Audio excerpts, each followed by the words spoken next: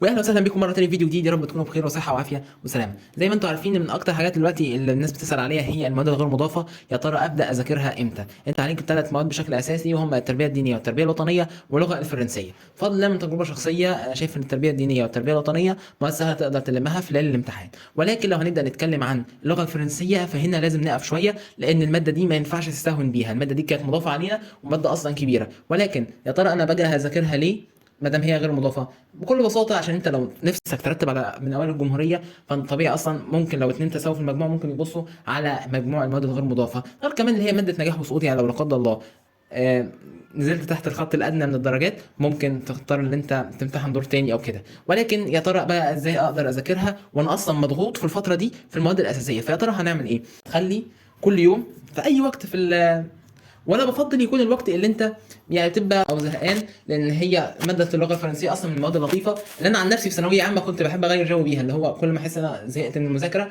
كنت بمسك فرنساوي علشان اذاكره. ولكن يا ترى تسمع لمين على اليوتيوب؟ فارشح لك اتنين، والاتنين نازلين منهج كامل على اليوتيوب، كمان منهج المراجعه النهائيه، بحيث ان انت تستفاد بيه جدا في الفتره دي. وهما مسيو محمد السيد هريدي ومسيو حسين الجبلاوي. حقيقي الاثنين افضل من بعض، وهنزل لك كمان الروابط بتاعه الشرح بتاعتهم في الوصفه، ممكن كمان على جروب التليجرام. ما تنساش تخش جروب التليجرام. ولكن ازاي هتقدر تذاكر دلوقتي؟ انت المفروض قاعد لك تقريبا شهر على الامتحانات، فانت ممكن كل يوم هتدي لنفسك ساعه او ساعه ونص بالكتير انك هتذاكر فرنساوي. ممكن تسمع الفيديوهات الشرح بتاعتهم، ممكن تحاول تقرا المنهج.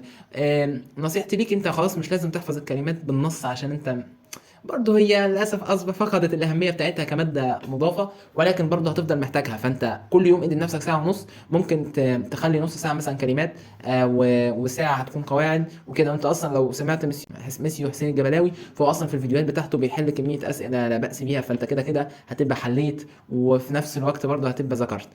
وطبعا ما تستهونش باي شيء، لان انت في ثانويه عامه مطالب انك تذاكر كل شيء وبس، وما تقلقش نفسك، لان المواد الغير مضافه بفضل الله هتلاقيها يعني هي مواد سهله وبسيطه، واللغه الفرنسيه ماده اصلا دمها خفيف. بس ما تعملهاش عشان لما توصل للامتحان ما تضغطش زي نفس الضغطه بتاعت الشخص اللي مش هيذاكرها خالص. وبس بكده يكون محتوى الفيديو بتاعنا خلص. يا رب تكونوا استفدتوا. طبعا ما تنساش لايك وشير وسبسكرايب. اتمنى لكم التوفيق. السلام عليكم ورحمه الله وبركاته.